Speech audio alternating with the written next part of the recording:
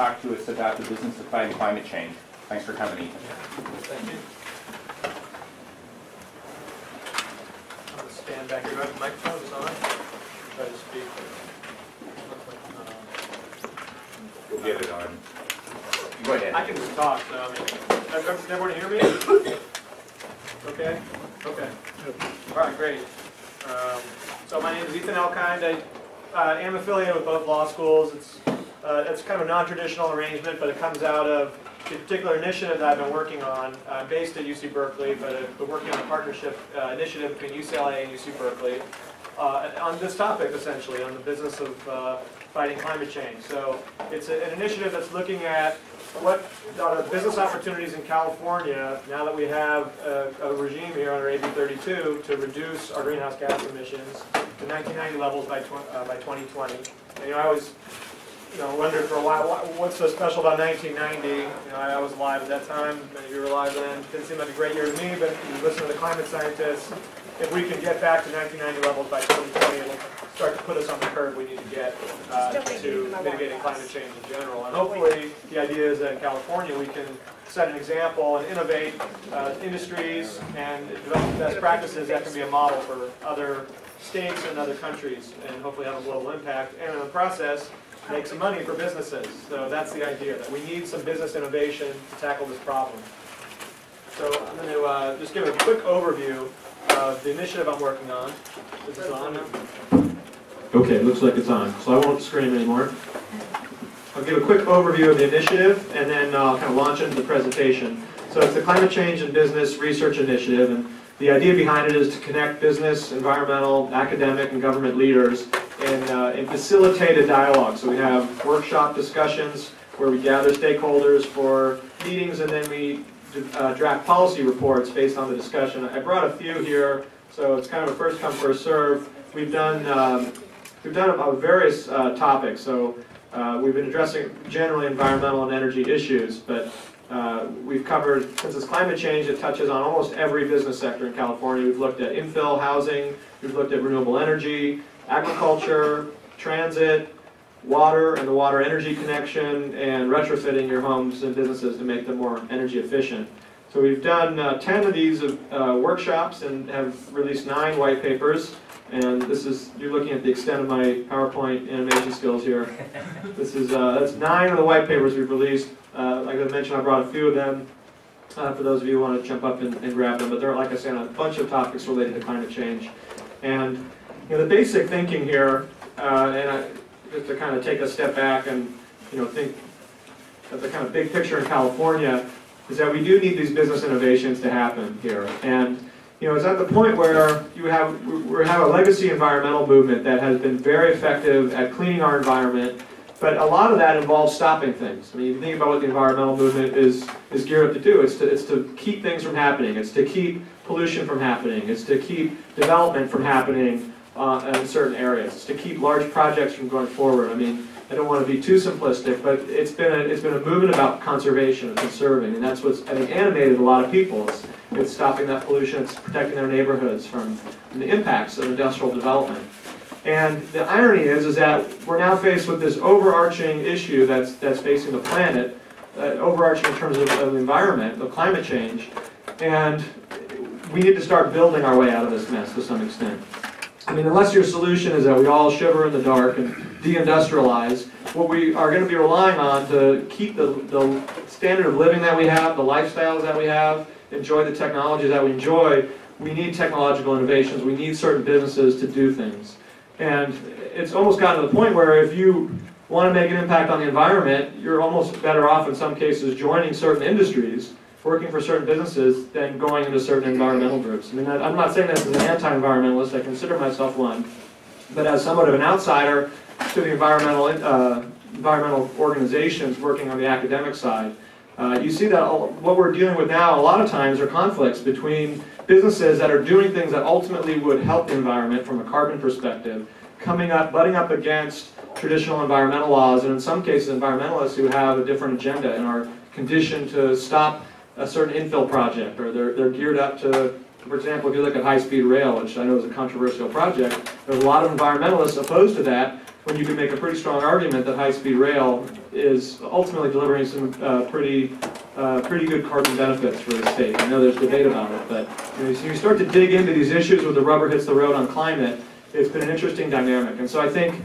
from a sort of philosophical standpoint, I think our perspective is we need business innovations to get us out of this problem, and that means on the land use side, we need infill real estate developers. We need the expertise of those who know how to build developments in our urban areas with our existing urban footprint so people can walk and bike and take public transit.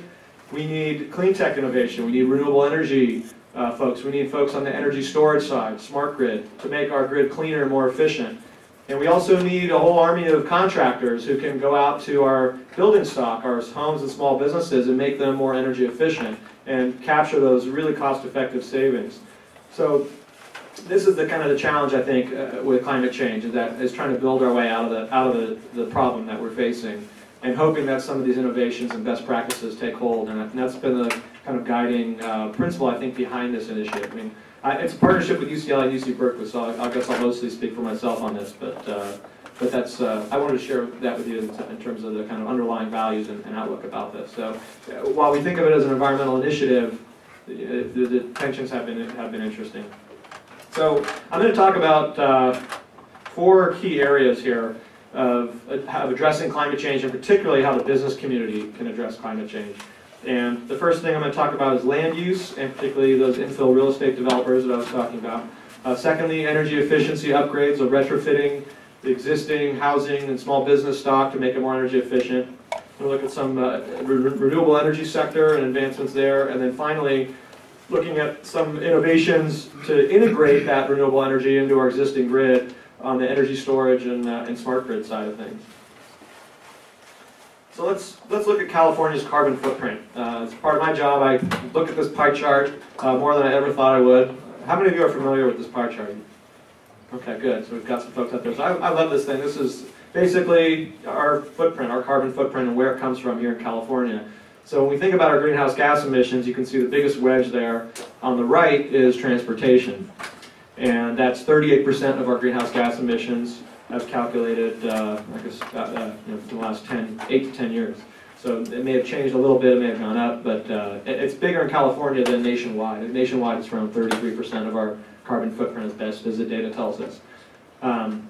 So when we think about trying to address this particular chunk, and I may have to go back to this chart as we go through the other areas so you get a sense of where all these pollution sources come into play. If we think about how to address that chunk, there's basically 3 ways to address the greenhouse gas emissions that come from, essentially from the driving that we do in the state. So it obviously comes from, if you look at that little 3-legged stool there, if you look at the green chart, you've got the vehicles themselves, meaning how fuel efficient are those vehicles. So if you wanted to get at those emissions, for example, more hybrids, more electric vehicles, that would be a way, or just a higher fuel efficiency standard, that would be a way to reduce those greenhouse gas emissions. If you look at the middle leg there, it's a fuel. So it's taking the carbon content out of the fuel. So any of you have heard of the low carbon fuel standard?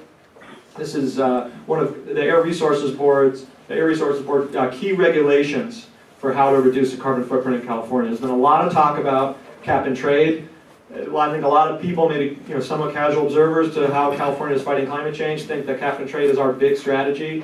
And it is a big centerpiece of Air Resources Board's agenda for getting us back to those 1990 levels. But the low carbon fuel standard by itself is almost half of the carbon benefits of the entire cap and trade system as they envisioned it in the scoping plan. The Air Resources Board envisioned it. So that's a big chunk of it.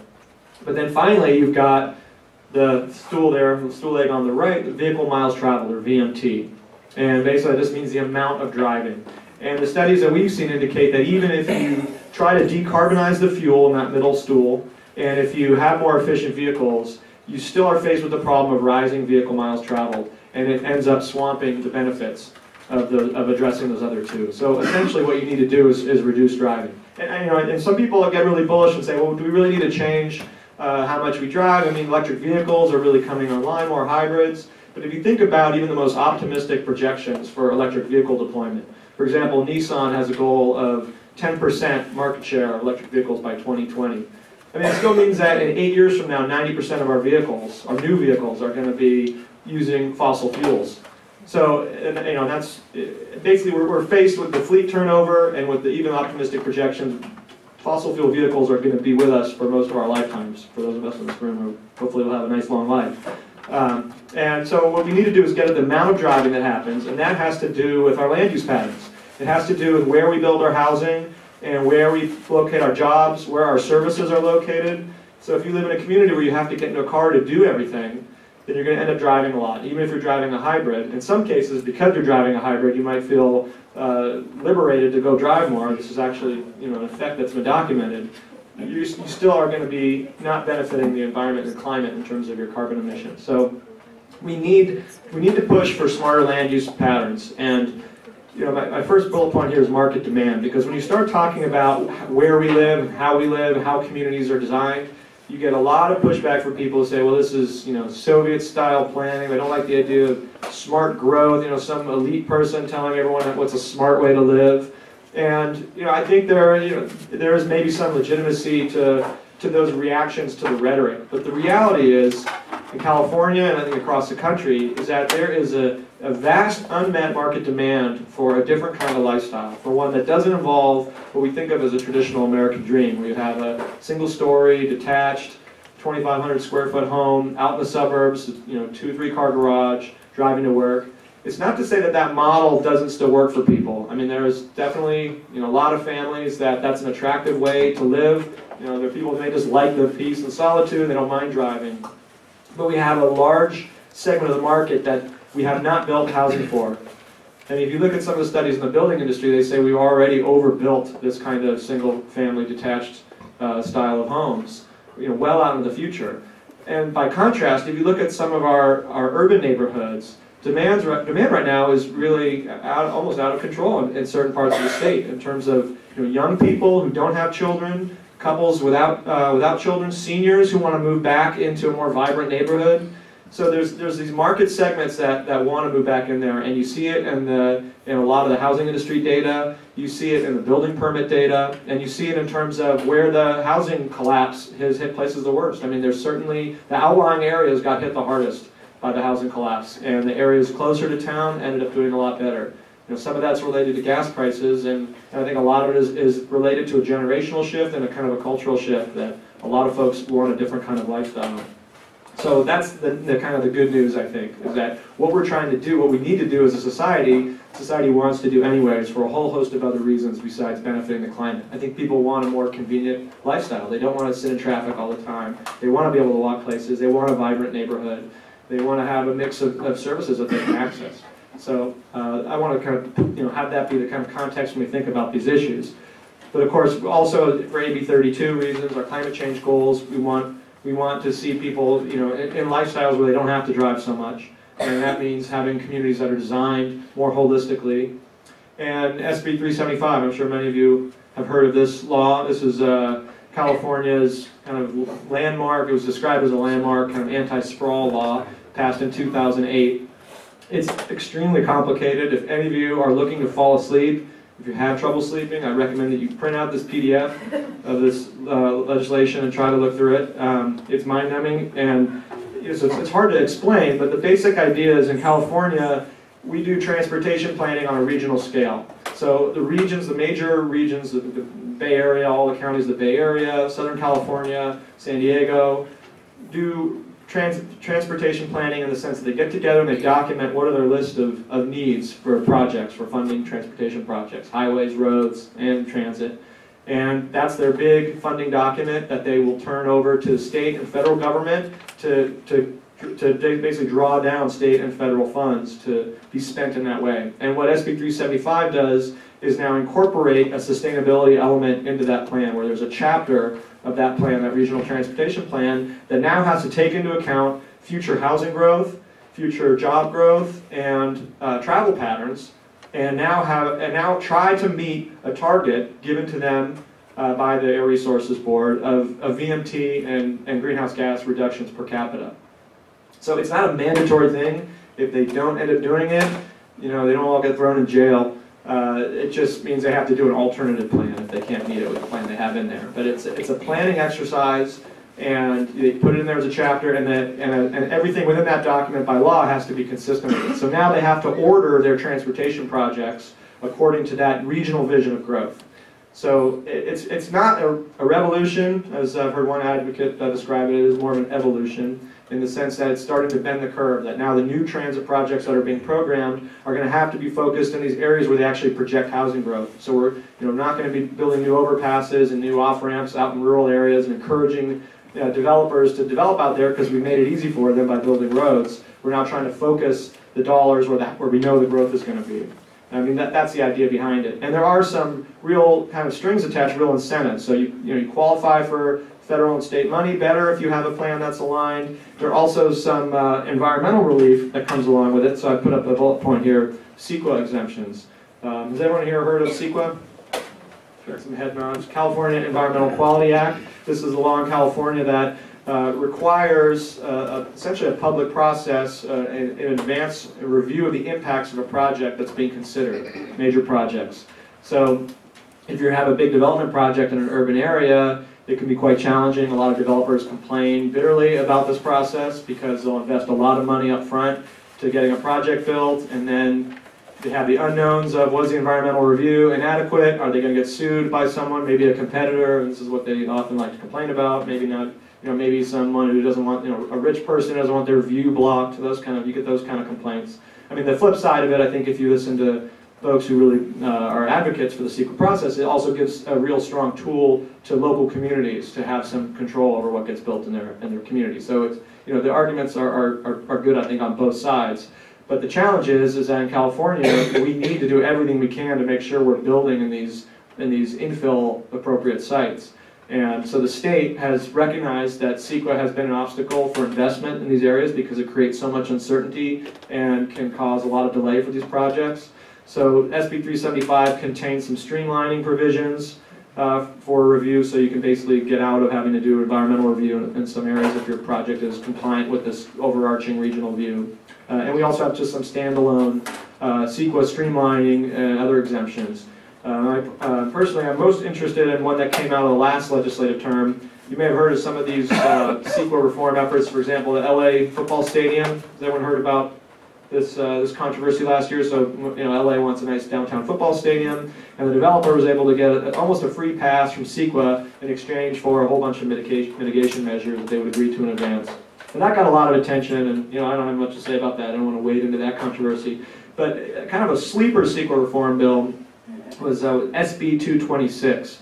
And basically what it does is it allows smaller infill projects to avoid environmental review where it's already happened at a larger programmatic level. So if a local government has already kind of done some planning on their community and they've already looked at, in a general sense, impacts, then the smaller projects that come along could take advantage of that prior review and not have to go through kind of what they would call a duplicative level of review.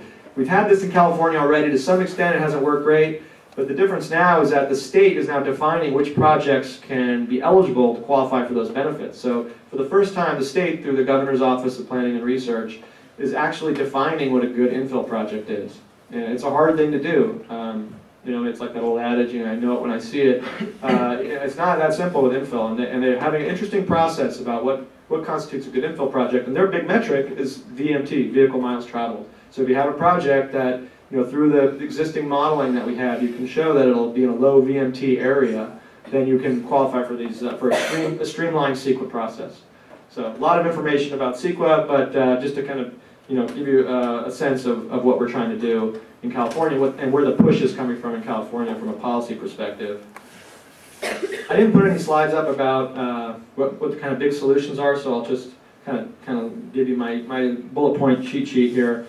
And my personal view, and I think from having done some of these white papers and gathered real estate developers, it starts really with local planning. And that's what's been missing in California a lot, is communities getting together in a comprehensive way and figuring out how they want to develop. What's the future going to be? What is their downtown going to look like? Where are the jobs going to be? Where are the shops going to be? Where's the new housing?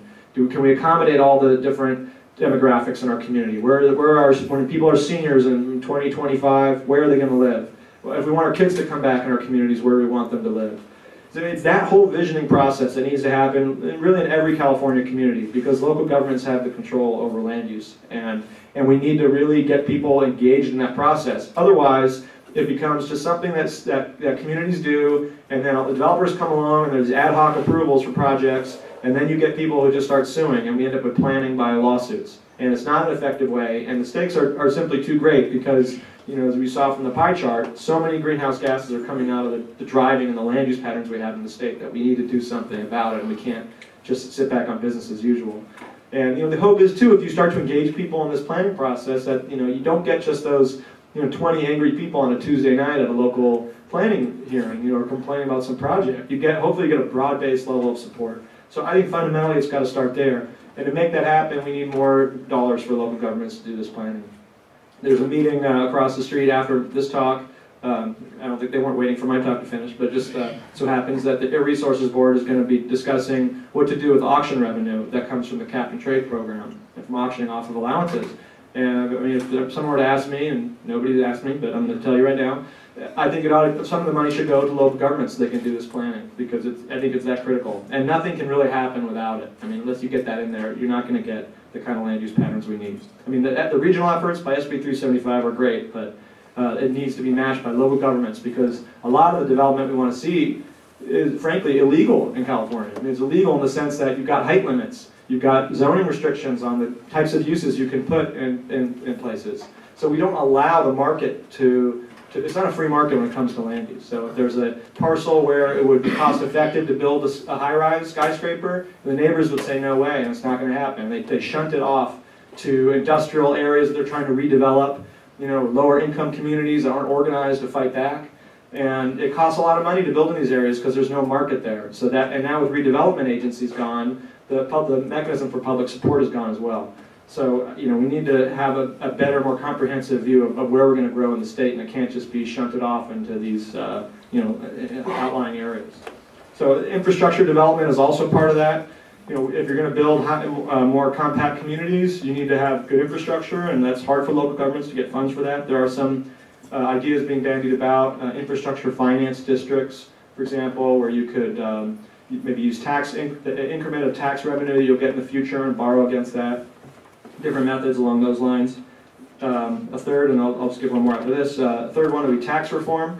So many of you have heard of Prop 13, which says that we have to have 2/3 majority to raise taxes, and it's basically gutted the property tax revenue that local governments get. So they've now started to rely on sales tax revenue to fund local government services, since they can't get much out of homes anymore on property taxes.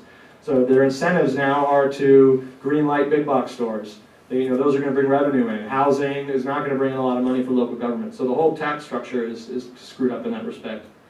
And then the final piece of it, I mean, there are a lot of pieces, but you know, the big picture ones, to my mind, is transit, and making sure that we have an adequately funded transit system. And that's a whole separate suite of issues, but I think you need that as well. And of course, it's not just about transit.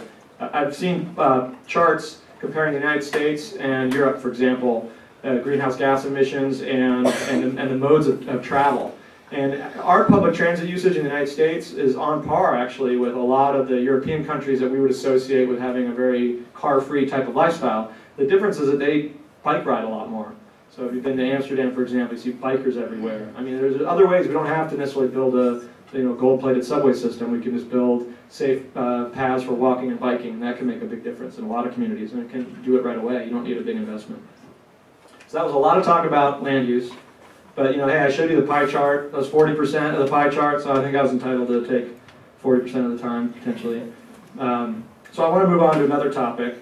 You know, we're talking about the business of fighting climate change, so that was the land use infill piece. And I want to talk now about energy efficiency. Not the most sexy of topics. I think people like to talk more about solar panels on the roofs. You know, that's cool. You can show your neighbors. You can feel really good about it. Energy efficiency I don't think it leaps out at people. But what I'm talking about here is making your homes and businesses more energy efficient. And it's talk about lowest hanging fruit is absolutely the best way to go. And I got a little chart here from the Energy Commission that shows you where greenhouse gas emissions come from in a more broken down way. And you can see that 14% of the emissions come from residential buildings, from the energy usage associated with residential buildings, and another 8% from commercial buildings.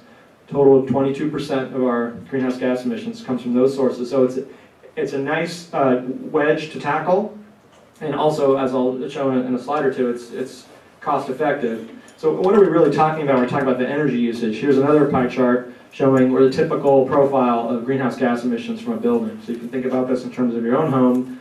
You've got miscellaneous, that's a lot of stuff, but lighting, for example, 12%, cold storage, 13%, heating, 15%, water heating, 17%. So we're talking about all these systems in our homes and businesses that use energy and then have greenhouse gas emissions as a result. When we talk about it being cost effective, here's, some of you may have seen this. This is a study from the McKinsey Company looking at cost abatement curves. So in other words, what's it going to cost to do all the things we need to do to reduce our greenhouse gas emissions. So everything above that horizontal line there, it's all over to the right, that's all expensive stuff to do. Everything over to the left is the cheap stuff. And I'm sure none of you have eagle eyes to be able to see the writing here, but you can see there's lighting, insulation. I mean, those are two big ones right there that are the most cost-effective things you can do to energy efficiency improvements. And you can see there a bunch in there. You know, if you're curious what the most expensive things are, gas plant, carbon sequestration retrofits, coal retrofits, coal plant retrofits. So you can, question. I have a question. Is this based on California data or is this nationwide data? I believe this is nationwide. That's a good question. I don't know. Does anyone know? Yeah, it's nationwide. Okay, nationwide. And we have a great story to tell here in California. I think there's some folks I know there's a few folks in the Energy Commission here. I mean, if you ever want to get back with your out-of-state relatives or friends who make fun of California, you know, just get a tattoo of this and just show it to them, because this is where we really shine. You know, we were dysfunctional in many ways in the state, but when it comes to energy efficiency and how much money and emissions we've saved the state, this chart shows us. So basically, what happened is there was a governor in the state a long, long time ago. His name was Jerry Brown. And it was kind of an unusual name for a governor, but he actually was a governor. It's a joke. I know he's a governor now again. So anyway, he was big on energy efficiency, and the Energy Commission was started at the time, and there's a focus. Actually, Chairman Weissenmiller of the Energy Commission, I think, was one of the leading forces behind this during the 70s. But we need to have our new buildings become more energy efficient. So building standards were put in place. Title 24. They've continued to be kind of ratcheted tighter, and as a result, our per capita energy emissions or energy consumption has remained flat. We're that bottom line there, and nationwide it's kept going up and up. So we've been able to stay very efficient. We've saved a ton of money, and we've averted the construction of a lot of new power plants as a result. You know, and when you think about it, all this push for renewable energy, all this push for new transmission lines, you know, and we turn on a big screen TV, and that's 10% of the electricity usage in the state, from television watching. And can we be more smart and efficient about about all these things that we're so desperate to supply electricity for? And so that's really what this is about. And when you do this, and I'm giving the commercial for these retrofits, when you do this kind of thing, you're not only saving money, but it's a job creator, and I think that was a big reason why the Obama administration around the stimulus funding was very interested in helping to fund some of these efficiency retrofit programs. So Sonoma County, there's some data there. They had a program called PACE, Property Assessed Clean Energy Program. It was actually innovated in Berkeley. It became state law, and it's quickly started spreading to other states. And basically, it's a financing method to do these retrofits. So let's say you want to upgrade your home, make it more energy efficient. You can essentially go to your local government, sign some forms, and they will essentially pay for that job to be done in your house. And then you pay that local government back with an assessment on your property tax bill. So, and the idea is the savings in your energy bill is greater than what you're paying back on your property tax bill. It's an assessment. We have assessments all the time in local governments. You assess homes in a certain neighborhood to bury the electricity lines or to do improvements on parks, things like that. This was a similar model. Unfortunately, it got held up at the federal level. Federal regulators decided this program was a threat to creditors, to home creditors, because local governments have what's called lien priority. So if, let's say, the homeowner were to go bankrupt, go into foreclosure, who gets paid back? Well, local governments get paid back first, and then the banks and everyone else. And they didn't like the idea that these PACE assessments would get paid back first. and it would potentially put at risk banks, but also put at risk the federal government too, because the federal government was underwriting so many of these loans. Personally, I think the concerns were really overblown. There were a lot of protections in place with the program. Even if worst case scenario there was a bankruptcy and the home went into foreclosure, the only money that would have to be paid back to the local government is the amount that was delinquent. So there should be a new homeowner that would come in and would get the benefits of the upgrade. And so even worst case scenario, there wasn't much exposure there, I don't think. There's been lawsuits. California Attorney General filed a lawsuit, a number of other states, environmental organizations. There's some split decisions. There's now a rulemaking process. We'll see what happens. There's actually bipartisan support for this, though, in Congress even. There's one of the Tea Party congressmen from New York. She's co-authored a bill to try to overturn what was done at the federal level. And I think part of it is that's local control. This is not a kind of hippie agenda here. This is about giving people the right to exercise, kind of sovereignty over how their local governments behave, and it also has great environmental benefits. So this is data from Sonoma County here. They just within this 2-year period, they were entered in. You can see how many improvements and contracts. It had to do with renewables as well as energy efficiency and water. They bonded over $43 million, created over 550 jobs. And I should also point out that and construction jobs increased 7.5%, while their neighboring counties were declining. So I think there's, it's somewhat, I shouldn't say anecdotal, but it's a small amount. For one county, it's small data in a sense, but it also gives you an indication of the huge market share out there and the potential to really, scale up an industry of folks who can do this kind of retrofitting work. And that there is some demand there if you get it right. And so I want to do another kind of solution summary here. So I'm talking about the problems and the areas, the big picture areas. But when it comes to solving this problem, a big picture issue is the financing. So PACE gets at that, because to do this kind of work, it's money that's invested up front, but the payout happens over time. And a lot of people don't have that money up front. And if they do, this is particularly true for businesses, they don't want to necessarily spend that money on insulation. I mean, if you're a business, you might rather invest in your core product line. You have a greater rate of return. So it's hard to make that case. So we can make the financing easy, like through the PACE program. That becomes very attractive to folks. There's other financing methods too. If you're buying a home, you can ask your home lending institution about energy efficiency mortgages, where it becomes an additional mortgage that you can qualify for that where the money will go specifically to upgrading your home. And the idea is that you will save money in the long term more than the monthly additional payment you have to make on your mortgage. A lot of banks aren't even aware of this and aren't even training their salespeople to kind of promote this option. And of course, all this should first be preceded by an energy audit. So you should get someone in there who can do an energy audit.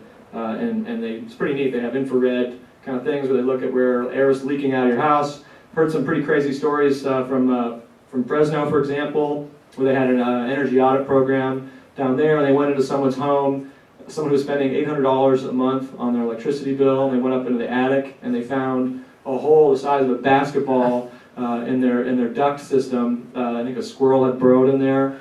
And basically this individual was just air conditioning the attic and heating the attic in the wintertime, and all that energy was just a total waste. And this is a horror story, but who knows how many other squirrel holes are going around or happening in California that we could be getting in and fixing and saving a lot of money. So just something to think about.